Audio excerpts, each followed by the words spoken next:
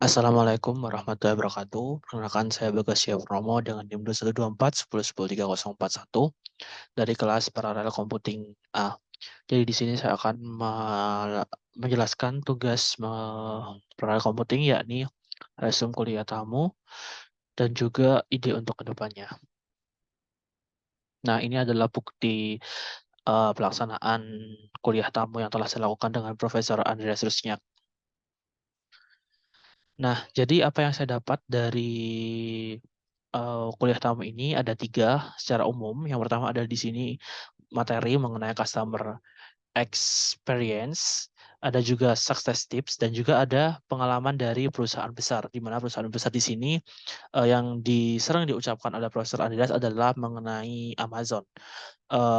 Kuliah kuliah tamu yang saya ambil ini merupakan kuliah tamu yang dilaksanakan pada hari Rabu mengenai materi How do I start my own startup. Nah, jadi saya di sini akan melanjutkan untuk yang pertama, customer experience.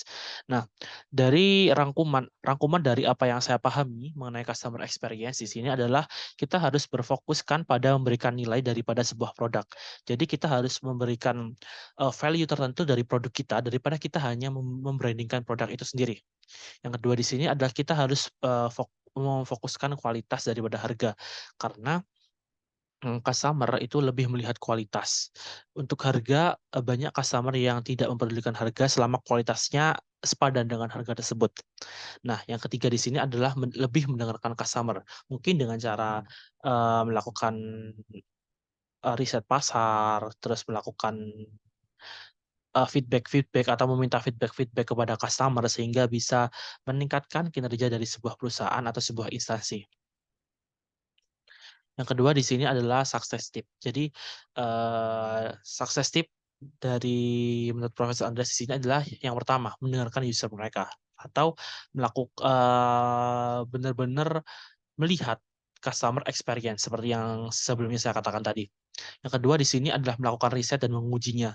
Jadi di sini kita sebelum ataupun sesudah kita menjalankan atau membuat sebuah usaha, kita harus melakukan riset dan tentunya kita harus mengujinya.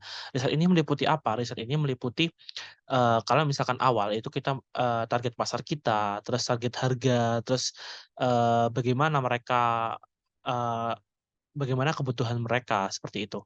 Kalau untuk riset setelah produk kita jadi, kita mungkin bisa meriset mengenai bagaimana tanggapan mereka mengenai produk kita, bagaimana kenyamanan mereka, bagaimana dengan harga, bagaimana dengan kualitas, dan lain sebagainya. Dan tentunya kita harus mengujinya. Jadi tidak hanya meriset saja, tapi kita juga mengujinya karena untuk mendapatkan hasil yang lebih valid saja. Yang ketiga di sini juga fokus pada kualitas yang seperti yang saya katakan tadi, di mana kualitas mempengaruhi sebuah branding sebuah perusahaan atau sebuah startup. Yang keempat di sini, ini yang sering salah kaprah baik UMKM maupun startup atau bisnis-bisnis yang baru memula. Mereka, meminimalkan biaya pada saat, baru berkembang. Padahal, sukses tips-nya itu yang bagus itu, meningkatkan pendapatan. Jadi lebih fokus untuk meningkatkan pendapatan daripada minimalkan biaya. Jadi jangan meminimalkan biaya hanya karena sudah terkenal. Jadi beranggapan, "Oh, sudah terkenal, jadi tidak perlu untuk, masih saya mahalkan sedikit, customer masih banyak." Tidak, pola pikir seperti itu harus dikurangi. Karena yang harus kita pikirkan adalah bagaimana kita meningkatkan pendapatan tersebut, tanpa mengurangi biaya tadi, untuk dalam tahap awal ya, seperti itu. Yang ketiga di sini adalah experience from big company.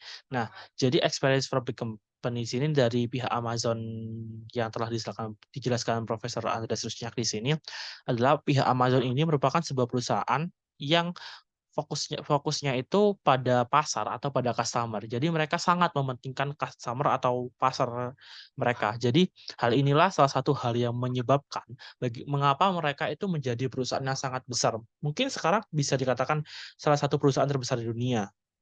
Karena siapa sih yang nggak kenal Amazon seperti itu. Yang kedua di sini, eee, be mengetahui bagaimana dan apa key resource kunci, eee, yang harus dimiliki untuk masuk ke pasar dan juga memegang terus atau konsisten gitu dalam melakukannya.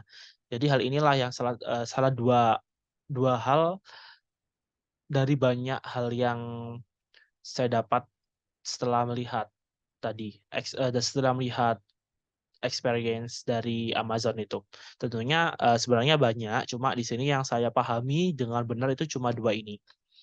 Nah, what I do in the future setelah melakukan resume itu dan setelah memahami apa yang akan saya lakukan ke depannya. Nah, yang pertama di sini adalah saya mengimplementasikannya ke project saya. Dalam artian saya akan, melakukan hal-hal tadi. Berusaha mengimplementasikan misalkan successif tadi, terus bagaimana cara mencari ide, bagaimana, kalau yang kepingin sukses itu harus berfokus pada customer, seperti itu, dan melakukan riset-riset. Jadi saya akan dalam melakukan project, saya akan berusaha untuk mengimplementasikan hal-hal yang telah saya dapat, dari kuliah tamu ini. Yang kedua adalah start to my own startup. Nah, jadi, saya juga akan memulai untuk mengkonsep startup yang ingin saya bangun di masa depan mulai saat ini, seperti itu. Yang terakhir di sini adalah doing some brainstorming.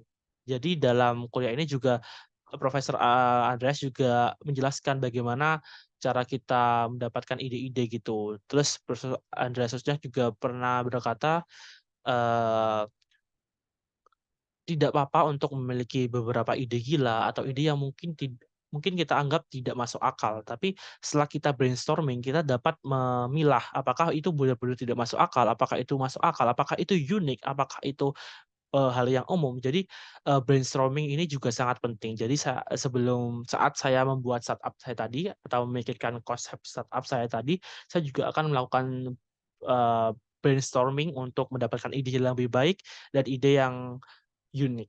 Sekian dari saya. Nah, ini adalah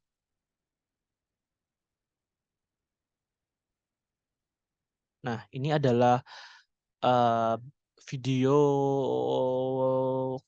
cuplikan video yang telah saya ambil selama perkuliahan How Do I Start My Own Startup ini Profesor Andreas dan ini saya di sini, di depan sendiri. Ya, baik, sekian dari saya, terima kasih. Mohon maaf jika ada salah kata atau perbuatan. Wassalamualaikum warahmatullahi wabarakatuh.